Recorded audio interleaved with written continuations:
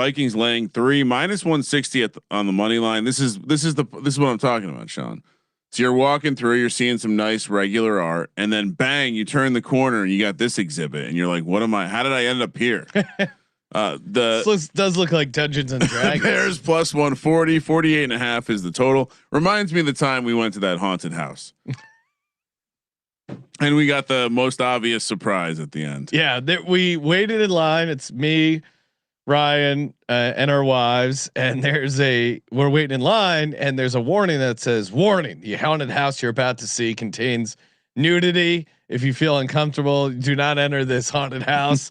And Ryan goes, "We're definitely seeing a dick. We're definitely." And then we're like waiting in line for like 30 minutes. He's like, "We're gonna see a dick. I know it."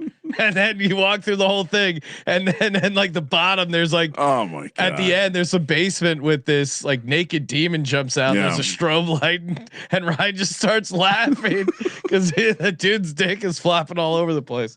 It was funny on many levels. One, nailing the prediction. Oh. Two, being naked. Literally, being naked did not aid in the performance at all. No, felt he just wanted to be just a weirdo.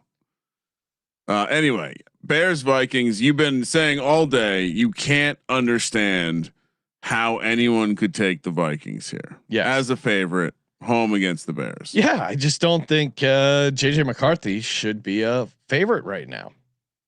And yeah, I get it. They beat the Lions. We were on the Vikings in that spot. It was a close your eyes special. They caught and to me, that game was, as JJ McCarthy played like an okay game, I thought, but that was all about the Lions losing their offensive linemen. And yeah, Brian Flores, like 4 of them, right?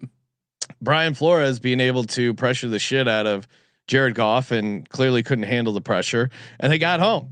I don't think they're going to be able to get home. This Bears offensive line is legit good. Darnell Wright has been a great pick for the Chicago Bears. Caleb has done like a solid job. He's definitely improved. He's not number 1 pick overall. He's not living up to the hype of last year, but he's certainly improving. Still has some issues with his footwork a little bit. But he's also looking. I think his scrambling ability has been huge this year. Not only getting in the end zone, but just in general, he looks more decisive as a runner. I think that's going to be a big thing here. Like if you want to play the both quarterbacks to get in the end zone in this game, I don't mind that at all. But you watch JJ McCarthy; he's pressing.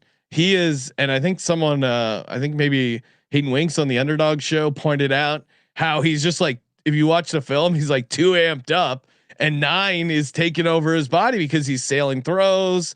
Again, the footwork is off.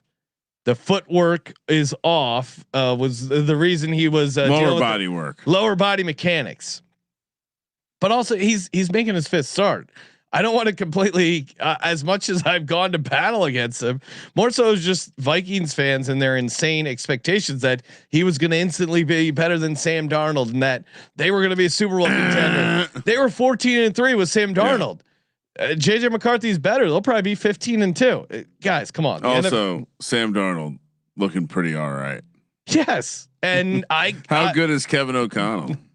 I would be kind of pissed as a Vikings fan that we let Sam Darnold walk, but also if you want to say long term, we were never going to win a Super Bowl with Sam Darnold. We need that salary cap to build a roster around this quarterback we drafted in the top 10. That makes sense as well. But they did go 14-3. He's thrown 6 interceptions in 4 games. Like you can't turn. And the Bears have a knack for creating turnovers. Unfortunately, they created a turnover against the New York Giants when they unfortunately knocked Jackson Dart out of the game. So I think if you want to run on this Bears team as a quarterback, there might be some opportunities to do so, but I think they're going to be able to turn over JJ McCarthy. And this is the other crazy thing that's going on. Minnesota had 13 penalties, 3 turnovers, and they went 3 for 14 on 3rd down. That's just like, you're not going to win games, but this is the crazy part. They had 8 false start penalties at home, the most for a home team since 2009. So something is going on with the quarterback. They weren't having all these false start penalties with Carson Wentz. He's a rookie quarterback. Now the Bears receivers are banged up. I get the Bears probably the advanced numbers don't match their record, which I get, but they're a dog here against the Minnesota team. That's you're getting JJ McCarthy making his fifth start and revenge game for that game they blew opening night Monday Night Football. Yeah, JJ McCarthy, they dumped the Gatorade, and I'm a Bears guy. I'm pretty pissed about what they did in their house. So huge revenge factor. Bears are pretty banged up. Just yeah. worth 100%. Like that's I think part of the explanation here. First and second year quarterbacks EPA per play.